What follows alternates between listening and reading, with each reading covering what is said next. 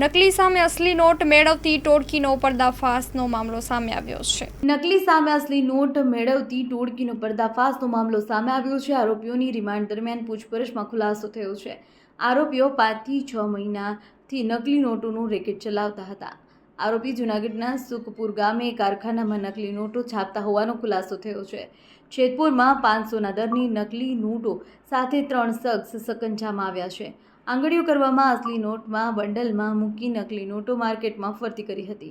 આરોપી પાસેથી પોલીસે નોટો છાપવાનું પ્રિન્ટર મશીન, કાગળો સહિત સાહિત્ય કબજે કર્યું છે. આરોપીઓના 21 તારીખ સુધીના રિમાન્ડ ઉપર હજુ પૂછપરછ ચાલુ છે. અહેવાલ માં ન્યૂઝ, ગાંધીનગર. જેતપુર શહેર પીઆઈ શ્રી પરમાર તેમજ તેમની ટીમને એક બાતમી મળેલ કે જેતપુર શહેરમાં એક આંગડિયા પેઢીમાં એક ઈસમ જે નોટના બંડલ લઈને આવવાનો છે તેમાં અમુક ચલણી નોટ છે એ ગેરકાયદેસર છે.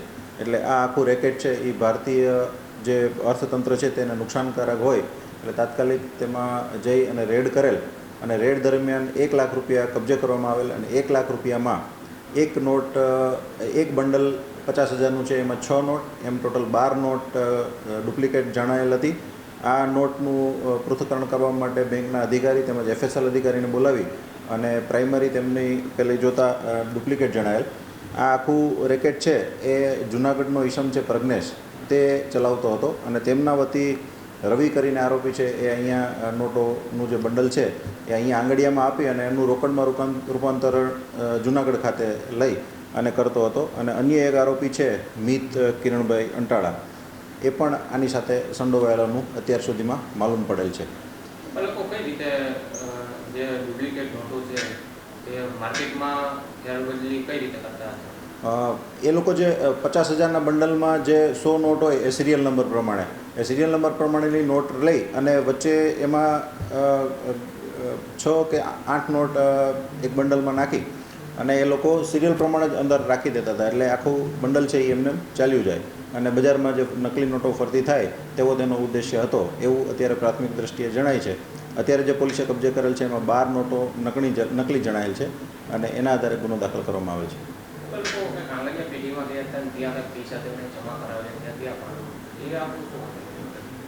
બાતમી એ રીતની જ હતી કે આંગડિયા પેઢીમાં એ લોકો આખી જે સિરિયલ નંબર પ્રમાણેની નોટ હોય એમાં વચ્ચે આ લોકો આ ડુપ્લિકેટ નોટ ઘુસાડી અને એમને રોકડમાં જૂનાગઢ ખાતે રૂપાંતર કરતા હતા.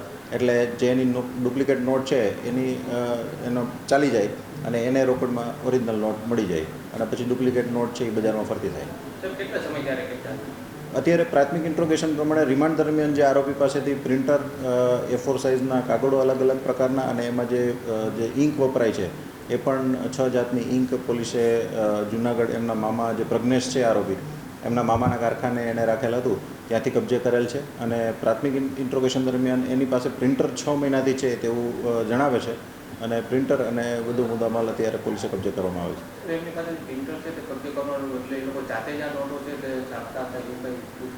હા, અત્યારે જે હજી આરોપી છે એ 21 તારીખ સુધી રિમાન્ડ ઉપર છે અને એમની પ્રાથમિક પૂછપરછ ચાલુ છે. વધુ વિગત હજી તપાસાઈ રહી છે.